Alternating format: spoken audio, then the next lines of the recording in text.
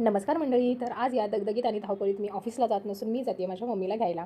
माझी मम्मी 3-4 दिवसांपासून आलेली आहे, पण मला सुट्टी नसल्यामुळे ती माझ्या बहिणीकडे राहिली होती आणि आता मी सुट्टी घेतली. मग मी मम्मीला माझ्या घरी घ्यायला आली होती. सोबतच मी बहिणीला पण घेऊन आली आणि मम्मी कधी तर एकदा मुंबईमध्ये येते. माझ्या बहिणीचं लग्न 2020मध्ये झाले आणि मम्मी तिसरी वेळ आहे ती मुंबईमध्ये यायची. तर खूप कमी वेळा येते. त्यामुळे मग मी तिला यावेळी ठरवले होते की पूर्ण मुंबई मला जमेल तशा पद्धतीनं फिरवणार. तिला आवडणारे पदार्थ खाऊ घालणार. मला येत असलेल्या चांगल्या डिशेस मी तिला खाऊ घालणार. तर हे सगळं प्लॅन करून मी तिला घरी घेऊन आली. घरी आल्यानंतर आमच्या त्या दिवशी मस्त गप्पा-टप्पा झाल्या आणि त्यानंतर दुसऱ्या दिवशी आम्ही पायगोडाला गेलो. पायगोडामध्ये तिला खूप सुंदर वाटलं, खूप छान वाटलं तिला सगळं बघून.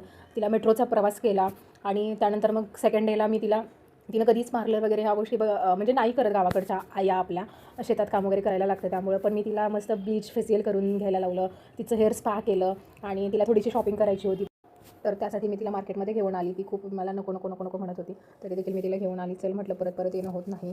आणि मग आम्ही तिघं पण मार्केटमध्ये गेलो. मार्केटमध्ये तिला तिच्या आवडीनुसार जसं तिला जे पाहिजे ते मी घेतलं. तिनं फार काही खर्च करू दिला नाही मला. फक्त तिनं 2 गाऊन घेतले स्वतःसाठी आणि मी खूप तिला फोर्स करत होती, हे घे, ते घे, असं घे, तसं घे, पण तिनं काहीच घेतलं नाही. माझ्यावर ओरडत होती की उगाच खर्च करू नको, नाही नको त्या गोष्टी घेऊ नको.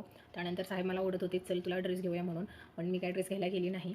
तर आमचं खाणं पिणं सगळं झालं. मम्मीला ज्या गोष्टी आवडतील सगळ्या गोष्टी मी करण्याचा प्रयत्न केला आहे. त्यानंतर मम्मीची आज ट्रेन होती जायची. तर मग आम्ही स्टेशनला आलो आणि खूप वेळची वाट बघितल्यानंतर फायनली ट्रेन आलेली आहे. आणि आता मम्मीच जाते. 6 दिवसांचा प्रवास कसा झाला तिचा खरंच कळलं नाही. खूप शॉर्ट टाईम वाटला तो, पण काय करणार, शेवटी तिला पण जाणं गरजेचं होतं, कारण तिकडे बापूंच्या जेवणाचे प्रॉब्लेम्स होत आहेत. ट्रेन थांबल्याबरोबर मी पटकन ट्रेनमध्ये चढले आणि मला हा डोअरच खोलला जात नव्हता.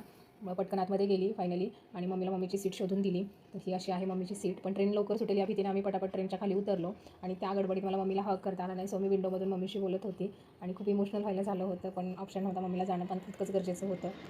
एक मुलगी म्हणून मी माझं कर्तव्य करण्यात खरंच कमी पडले की बरोबर केले, मला कमेंटमध्ये नक्की सांगा.